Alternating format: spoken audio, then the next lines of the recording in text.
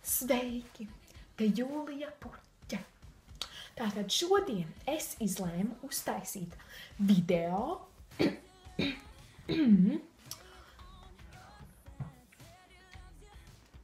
Rudens OOTD. Tātad šajā video es jums parādīšu 5 rudens OOTD, ko jūs varētu vilkt, ja jūs uzmanējāt rudenī.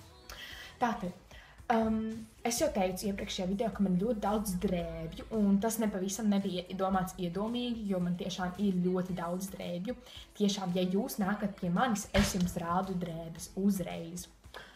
Īstenībā, tas ir kādēļ es arī izlēmu uztaisīt šo video, jo man ir ļoti daudz drēbes. Atkārtoju, man ir ļoti daudz drēbes. Sapratāt, jā? Nu ko?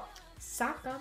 Nu ko, tātad šis ir mans pirmais OOTD, tātad džinsi ir no Gucci, kardigans ir no Swarovski, viņš ir no kristāliem, šis te krekls, redziet, ir no Marc & Jacobs, un puķu vainadziņš ir no, diemžēl, bet H&M. Tātad šis ir nākamais OOTD, un manuprāt, šis ir ļoti labs OOTD.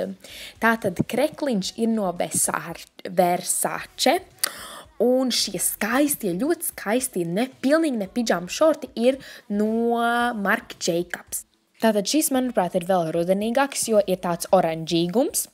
Tātad veste no Dolce Gabbana, no Armani ir šis svīteris, un no Burberry ir sega. Tad ir šis elegantais OOTD, un tātad svārtki ir no Hugo Boss, un šis krekls ir no Dior, jā. Tātad nākamais, bet ne pēdējais, ir šis te. Tātad kaklerota jeb čaukeris ir no Eskada, krekls ir no Hollistera, un džinsi ir no Michael Kors. Paldies, ka noskatījies šo video. Es ceru, ka tev ļoti patika, un es ļoti ceru tev redzēt nākošajā video, skatoties mans video, ja tu saprati, ko es domāju.